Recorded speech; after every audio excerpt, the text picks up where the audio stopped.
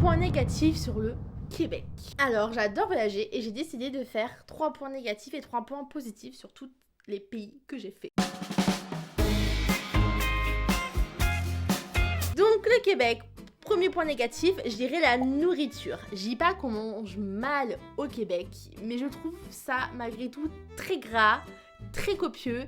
Et c'est pas ce que j'ai le plus kiffé. Désolée les Québécois, mais je n'ai pas aimé du tout la poutine. Après c'est mes goûts, hein. Chacun ses goûts. Mon deuxième point négatif sur le Québec. Encore une fois, mais c'est les routes.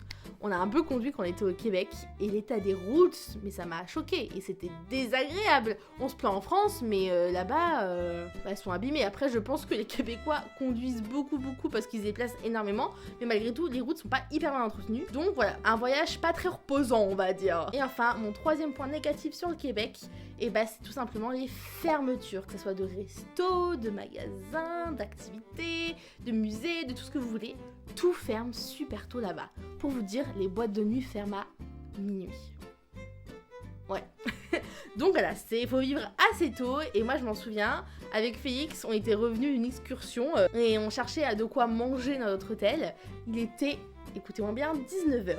Tout était fermé. Tous les restos à emporter, tous les restos à manger sur place, tout était fermé. Et on s'est dit, bah viens, on va à McDo, c'est un fast-food. Et on aura un McDo d'ouvert. Bah non, fermé à 19h. Donc voilà, c'est un peu contraignant et un peu chiant parce que j'ai pas forcément envie de manger. Enfin, nous les Français, en tout cas, on a l'habitude de manger plus vers 20-21h. Donc voilà, un peu les horaires de fermeture où on s'est fait avoir plusieurs fois au niveau de ça. Donc voilà, on va passer au point positif.